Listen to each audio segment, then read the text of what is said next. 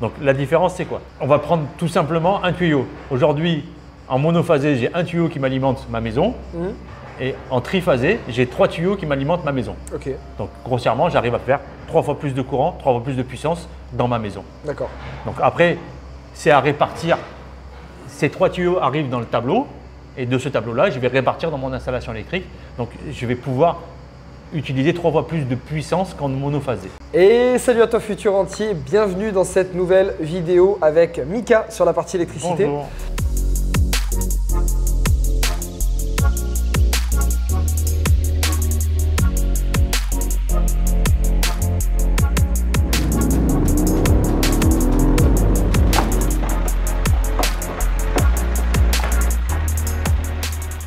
Donc aujourd'hui on va parler du monophasé et triphasé. Donc si tu n'as pas vu la vidéo précédente, je t'invite à aller la voir. On a parlé à l'intérieur du monophasé et triphasé. Donc c'était pour calculer la puissance en fait qu'il te fallait. Quelle était la puissance à demander pour ton compteur. Là du coup on passe à cette vidéo suivante sur monophasé et triphasé. Donc qu'est-ce que ça veut dire du coup ces termes un peu barbares? Donc dans la continuité de la première vidéo sur la puissance, aujourd'hui quand on arrive à une puissance qu'on a besoin dans une installation pour une rénovation ou pour une construction, on passe du 220 volts monophasé ou on appelle ça du triphasé en 380 volts. Donc la différence c'est quoi? On va prendre tout simplement un tuyau. Aujourd'hui en monophasé, j'ai un tuyau qui m'alimente ma maison et en triphasé, j'ai 3 tuyaux qui m'alimentent ma maison. Ok. Donc grossièrement, j'arrive à faire 3 fois plus de courant, 3 fois plus de puissance dans ma maison. D'accord. Donc après, c'est à répartir. Ces 3 tuyaux arrivent dans le tableau.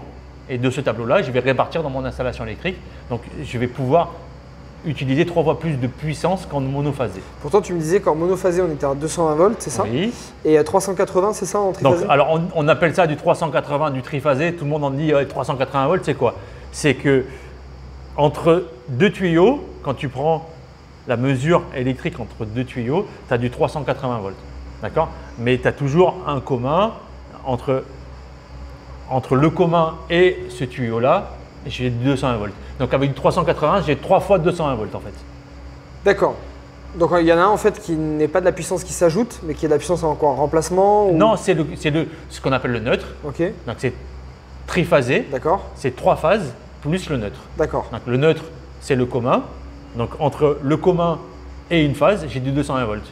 Donc entre le commun et la deuxième phase, j'ai du 220 volts. Entre le commun et la troisième phase, j'ai du 380 volts. D'accord. Donc, on utilise souvent du 380 volts sur les grosses maisons parce qu'on arrive à répartir la puissance. Et ce qui est bien, c'est de travailler avec toutes les machines et tous les intervenants qui ont besoin de la puissance, qui nous fournissent des machines qui marchent avec 3 tuyaux. Ça nous évite de déséquilibrer trop les installations. Donc, qui marchent en 380 volts. D'accord.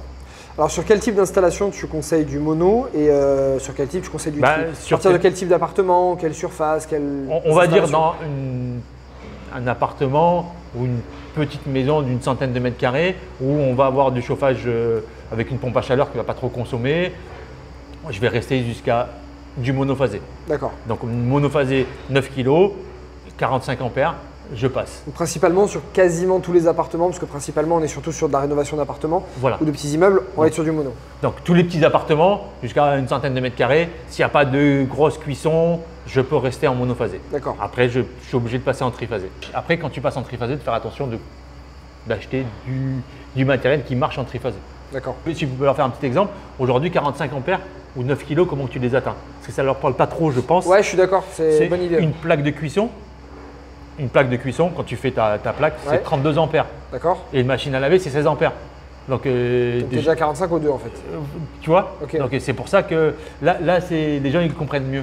Ouais, exactement. Donc tu veux dire qu'en fait, si on est dans un appartement monophasé, tu prends la plaque, la machine et le four qui marchent en même temps, ça pète. C'est limite, voilà, c'est limite. Parce que la plaque, elle va pas marcher à fond, elle va s'éteindre, elle va s'allumer. Le four, voilà, tu fais pas plus. Donc tu vois, c'est vite fait quoi. Donc en fait, c'est vite les limites quoi. Même sur une petite maison, c'est très serré en fait. Tu peux optimiser. On fait des maisons. C'est une grosse différence de coût entre les deux? L'abonnement. Le tri? L'abonnement, c'est tout. Ok. L'abonnement et après ton tableau électrique qui est plus cher puisque tu as plus d'éléments dans le tableau. D'accord. Bon, moi je me dis, je regarde ça d'un œil extérieur, je me dis même sur une petite maison, tu as 3 chambres, tu as des enfants, si tu fais une machine en même temps que tu fais à manger, que les enfants ils font la douche. C'est pour ça que dans la maison, on est souvent triphasé. Ouais. Dans la maison, on est souvent en triphasé. D'accord. Super, bah écoute, merci pour ces infos, c'était très clair. Futur entier, mono, tri, maintenant tu es au point, tu es opérationnel. Je t'invite à aller dans la description, tu retrouveras plein de vidéos gratuites de ma part, donc tu cliques sur les liens. Tu recevras gratuitement par mail des heures de séminaire de ma part, des informations sur la construction, sur la rénovation, le crédit, la fiscalité, bref, tu as quasiment une formation entière à l'intérieur, donc je t'invite à aller cliquer dessus. Et tu auras également les contacts de Mika si tu cherches un électricien sur la Côte d'Azur, c'est lui qui s'occupe des chantiers de mes 2 maisons. Donc on te souhaite une très bonne journée et puis on t'attaque la vidéo suivante à l'instant. Voilà. À bientôt. Ciao. Au revoir.